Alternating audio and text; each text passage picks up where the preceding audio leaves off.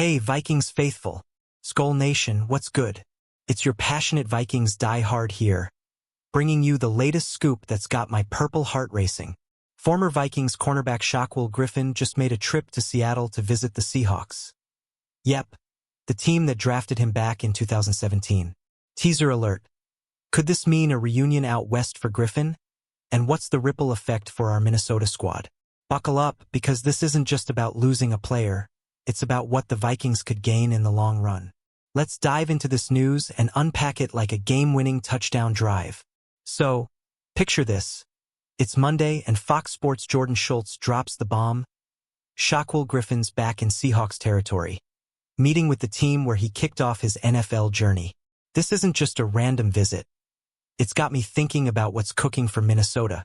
Griffin was a solid number 3 corner for us last season. And if he signs with Seattle, it's not just a goodbye. It could be a hello to some sweet draft capital down the line. Stay with me here, because this compensatory pick talk is heating up, and I've got the details to break it down for you. Here's the deal. Griffin's no stranger to the big stage. Drafted by Seattle in 2017, he earned a Pro Bowl nod in his 3rd year there.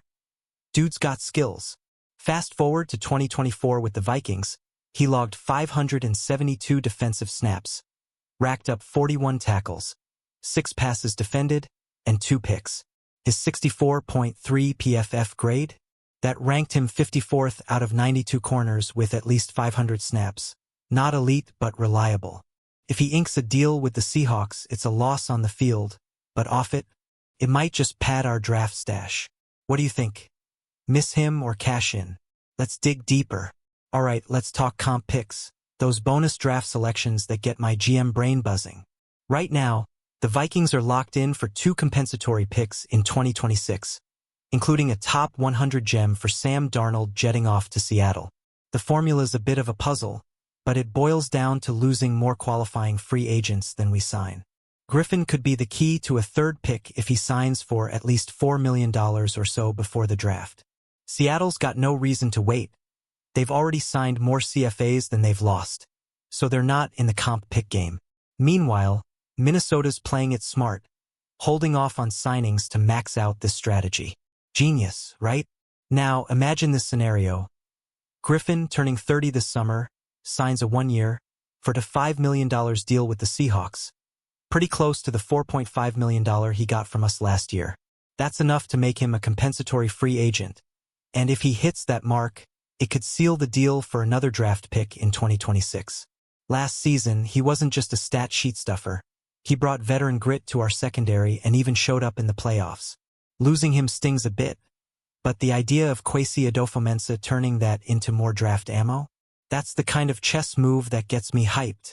Let's flip the script. What's this mean for our cornerback room? The Vikings aren't sweating Griffin's exit too hard. We've already re-signed Byron Murphy Jr., brought in Isaiah Rodgers, Tavierre Thomas, and Jeff Okudah, and Mekhi Blackmon's on his way back from that ACL tear. Depth's still a question mark, though. Could we snag a guy like Jack Jones in free agency, or maybe draft a rookie stud? Griffin's visit to Seattle might just force our hand, and I'm itching to see how this shakes out. What's your take? Trust the current crew or push for more? Zooming out, this isn't just about Griffin, it's a bigger Vikings story. We've got a slew of free agents still unsigned. Stephon Gilmore, Dalton Risner, Jonathan Bullard, Brandon Powell, Cam Akers, Jihad Ward. No word on bringing Griffin or Gilmore back, and I'm starting to think Kwesi's got his eyes on the future. The Seahawks move could be a domino that tips our offseason strategy, focusing on youth and picks over vet reunions. It's a bold play, and I'm all in for it. Anyone else you'd love to see stick around? Here's where it gets juicy. If Griffin signs soon, it could lock in that 3rd comp pick for 2026. Trent Sherfield's still a wild card out there with the Broncos. If he hits some incentives, we might snag another bonus pick, but that's a long shot. The Vikings are sitting pretty with 2 confirmed picks already, and Griffin could make it a trifecta. I'm picturing Kwesi grinning like a kid on Christmas morning, plotting trades with all this extra capital. What would you do with those picks? Trade up for a star or stockpile talent? Let's wrap this up with some real talk. Griffin's visit to Seattle is a double-edged sword. On one hand, we lose a guy who held it down in our secondary. On the other, it's a chance to build for tomorrow. The Vikings are in a prime spot to cash in on this comp pick formula, and I'm buzzing just thinking about it. This is why I bleed purple. Every move's a roller coaster. How do you see this playing out? Hit me with your predictions in the comments. Skol? Fam. That's the latest Vikings news hot off the press. If you're as fired up as I am about the Shaquill Griffin twist, smash that like button, drop your thoughts below. Should we root for him to sign or stay? And subscribe so you don't miss a single Vikings update. Share this with your crew, because we're building something big here in Minnesota. Until next time, keep the faith, and let's ride this purple wave together. Skol Vikings!